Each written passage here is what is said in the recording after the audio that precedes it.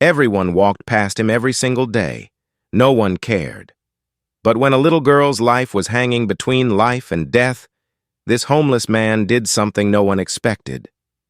And the next morning there was a knock on his broken wooden door that changed his life forever. Before we begin this heart-touching story, tell me, from which country are you watching right now? I'd love to know where our amazing viewers are joining us from. And if you believe humanity still exists in this world, kindly hit that subscribe button and help us share more inspiring stories like this one. The streets of Atlanta were alive with noise that evening. Cars honking, people rushing home, food stalls sizzling, and laughter echoing down the sidewalks. But among that crowd was one man no one seemed to notice, Marcus Turner.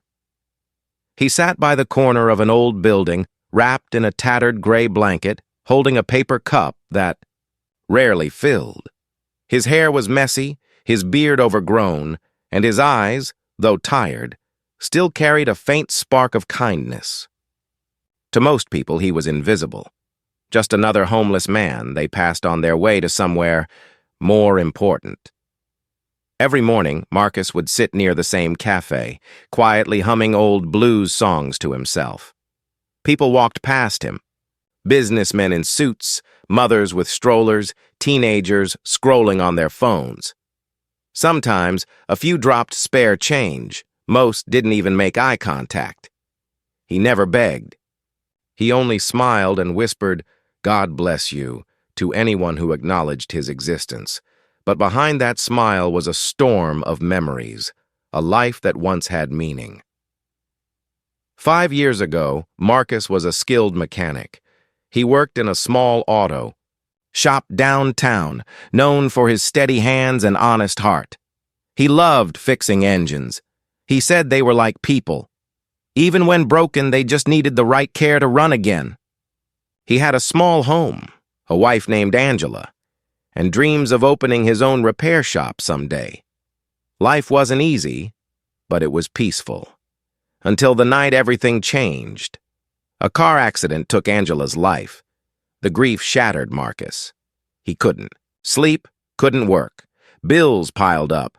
The shop owner let him go, saying, "You're not the same anymore, Marcus." Soon after, he lost his home. The world moved on. He didn't. Invisible, but kind now, Marcus spent his nights in an alley beside an abandoned warehouse. His only companion was a small brown stray dog he named Buddy, the only creature that seemed to care if he was alive. Every evening, Marcus would tear a piece of bread and share it with Buddy. Sometimes he'd talk to him like a friend. "You? No, Buddy, people think I'm nothing now. But maybe one day I'll matter again." Buddy would wag his tail, resting his head on Marcus's lap, as if to say, "You already do." Despite his own struggle, Marcus often helped others in quiet ways. When a child dropped an ice cream, he'd give the kid the last dollar he had. When it rained, he'd offer his blanket to an older homeless woman who was coughing. He had lost almost everything, but not his humanity. One cold evening, as Marcus sat under a flickering streetlight, he heard something unusual. The laughter of a little girl echoing from the nearby apartment building across the street. The sound made him smile. It reminded him of Angela's niece, who used to giggle the same way whenever he made toy cars from scrap metal. Marcus looked up and saw through the window a young girl playing with her dolls near the curtain, her father setting dinner on. The table behind her. A warm, glowing light filled that home, the kind Marcus hadn't felt in years. He whispered softly to Buddy, "That's what peace looks like, my friend. A warm meal, a roof, and family."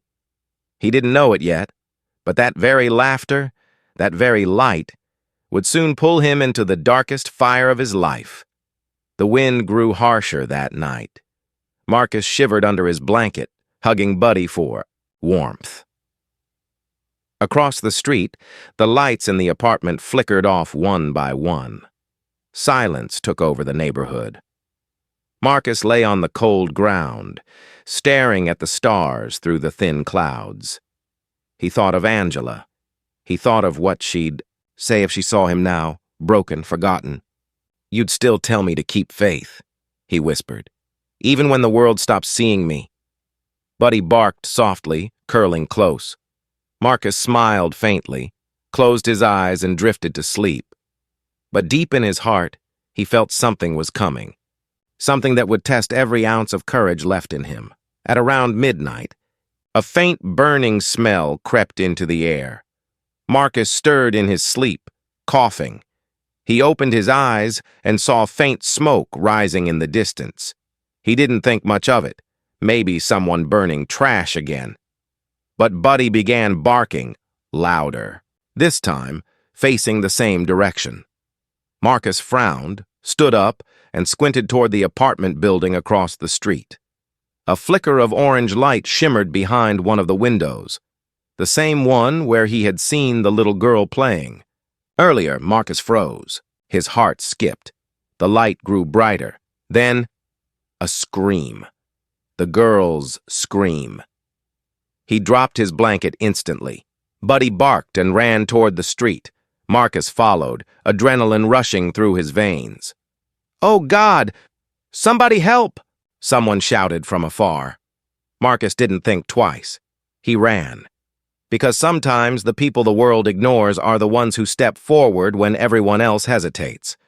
And in that moment, the man everyone ignored was about to become a hero. The scream sliced through the night like a blade. Marcus froze for half a second. Then his instincts took over. Flames were already licking the curtains of the second-floor apartment, turning the window glass into a glowing orange mirror. People began pouring out of nearby buildings, shouting, panicking, pointing at the fire. Someone yelled, "Call 911!" Another screamed, "There's a child inside!" Marcus's heart dropped. The little girl, he remembered her laugh. That innocent sound just hours ago. Now it was replaced by cries of terror. Smoke filled the air, thick and black. Marcus pulled his torn jacket over his mouth and sprinted toward the building. The heat slapped his face before he even reached the door. People were backing away, afraid. Some had their phones out, recording. Marcus didn't stop.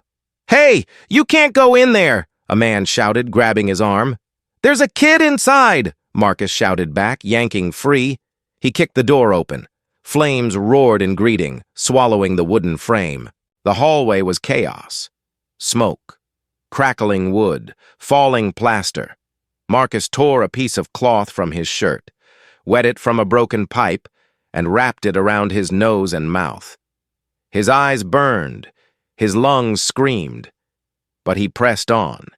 He knew the layout of buildings like this, cheap apartments, narrow hallways, one staircase up.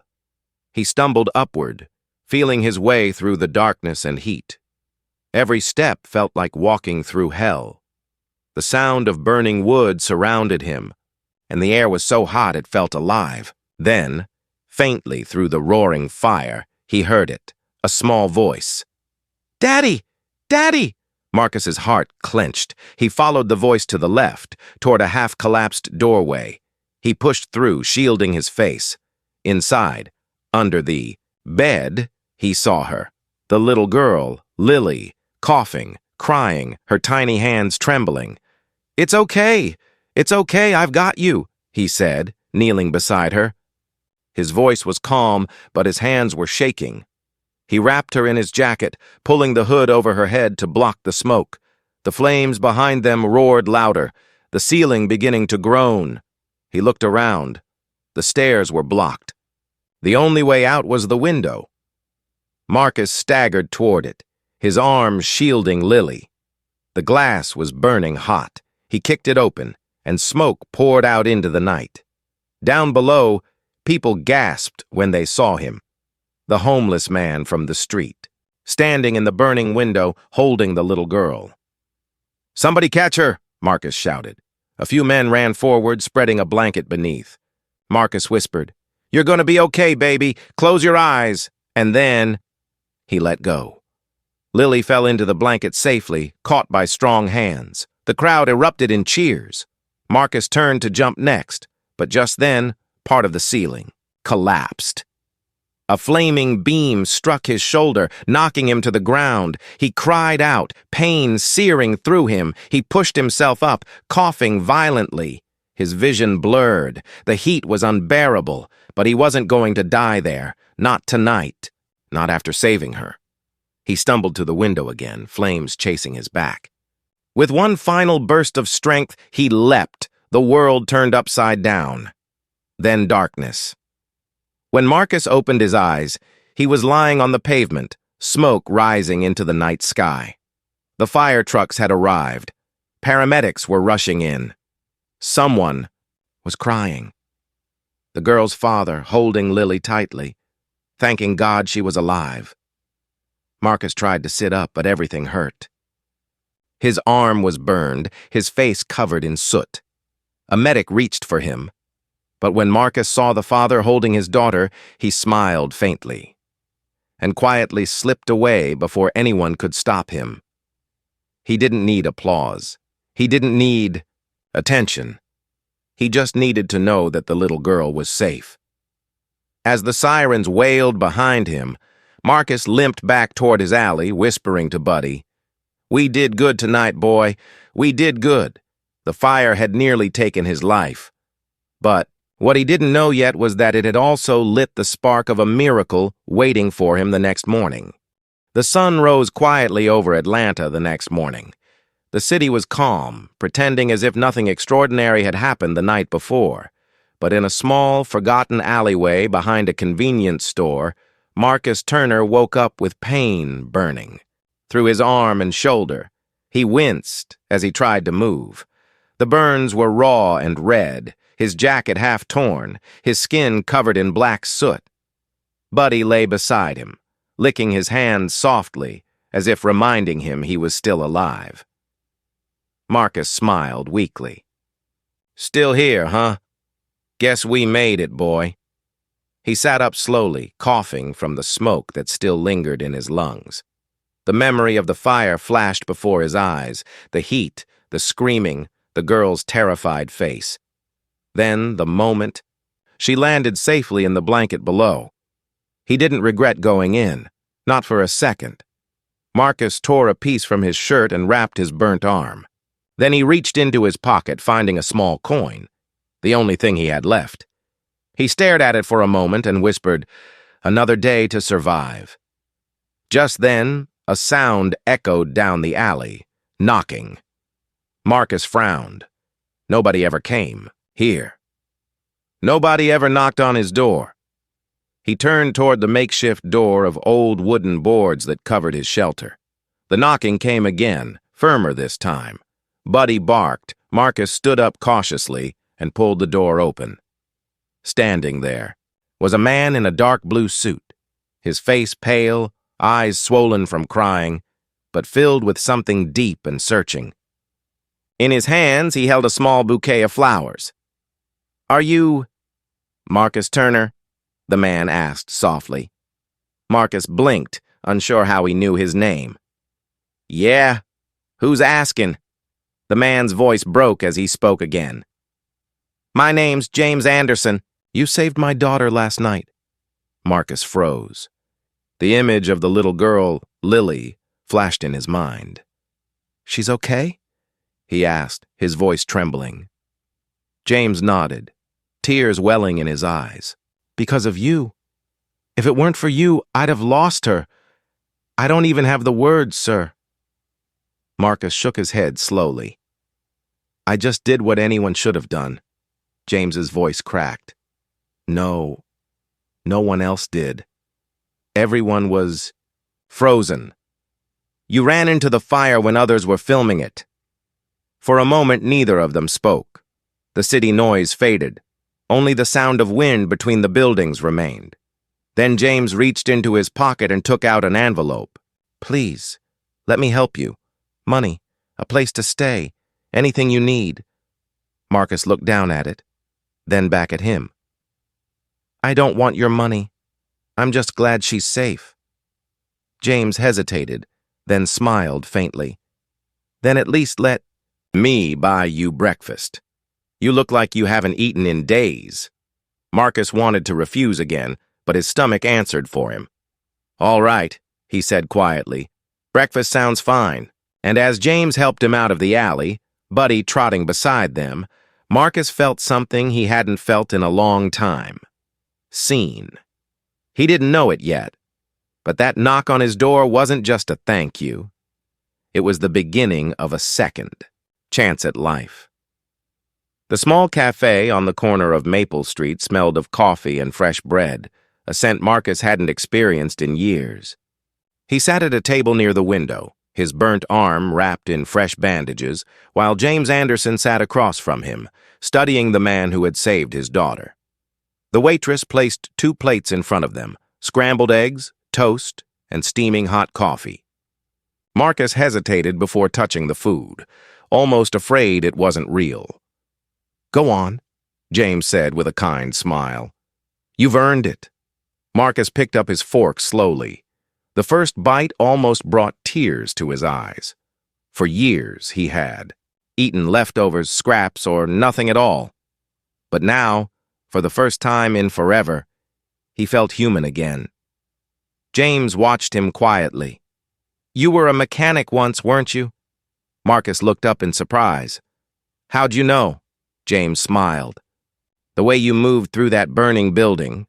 Careful, calculated, like you were fixing something. My neighbor told me about you. Said you used to work downtown at a repair shop." Marcus nodded slowly. "Yeah, before everything fell apart." There was a long silence. Then James leaned forward. "Marcus, I own a small workshop. We repair and restore vintage cars. I could use a man with your skill and your heart." Marcus froze, his fork midair. "You're offering me a job?" James nodded. "Not charity, a job. You saved my daughter's life. The least I can do is give you a chance to rebuild yours." Marcus didn't know what to say. For so long, people looked at him as nothing, a shadow, a burden, a failure. And now this man, whose daughter he had saved, was offering him dignity again. He looked down, his voice soft. "I don't even know if I remember how to fix an engine anymore." James smiled. "Then we'll remember together." A week later, Marcus stood in front of the Anderson Auto Workshop, clean clothes, trimmed beard, Buddy wagging his tail beside him. The scent of oil and steel filled the air. It felt like stepping into the past and into the future at the same time. James introduced him to the crew. "This is Marcus, the man who saved my little girl." Everyone applauded. Marcus felt his cheeks warm. He wasn't used to applause. That evening, as he packed up his tools, a small voice called out behind him. "Mr. Marcus." He turned to see Lily holding a drawing. It showed a man standing in front of a fire, holding a little girl in his arms. Above it, in messy handwriting, it said, "My hero." Marcus knelt down, tears filling his eyes. "That's beautiful, sweetheart." She smiled and hugged him tightly, and for the first time in years, Marcus felt something he thought he'd lost forever: belonging. He wasn't invisible anymore. He was Marcus Turner, the man who walked through fire and came out reborn. 6 months later, the city of Atlanta looked brighter to Marcus Turner. Maybe it was the same old streets, the same coffee shop, the same noise. But to him, everything looked different. Because this time, he wasn't invisible anymore. He woke up each morning in a small apartment James had helped him rent. The walls were plain, but to Marcus, they were a castle. Buddy had his own little bed near the window, though he still preferred to sleep at Marcus's feet. Every day, Marcus walked to the Anderson Auto Workshop, a place that now smelled of hard work, hope, and second chances. His hands, once trembling from cold and hunger, were now steady again, covered in grease and pride. He'd often glance at the picture Lily had drawn, framed on the workshop wall. "My hero," it said. He never removed it. Every time life felt heavy, That small drawing reminded him that no matter how broken you are, you can still make a difference. One bright Saturday, James called Marcus into his office. "There's somewhere I want you to be tonight," James said. Marcus frowned. "Is it work-related?" James smiled. "Something like that." That evening, they arrived at a local community center.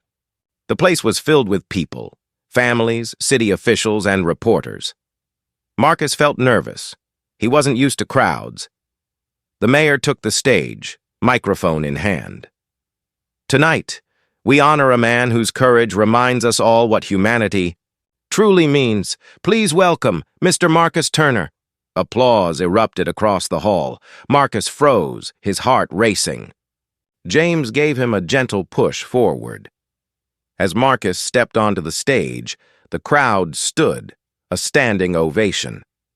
He looked down and saw Lily sitting in the front row, beaming with pride. She waved at him, clutching Buddy's leash. Marcus took the microphone with trembling hands. For a moment he couldn't speak, then slowly his voice found its strength. "I'm not a hero," he began softly. "I was just a man who saw someone who needed help. I didn't think, I just moved." He paused, glancing around the crowd. "You know, for years, people walked past me like I wasn't there, and maybe I started believing I didn't matter anymore.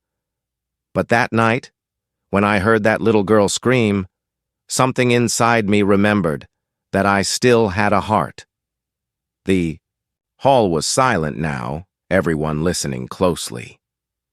We all have something inside us: courage, kindness, faith. Sometimes life tries to bury it under pain and failure, but all it takes is one act, one choice, to bring it back to life.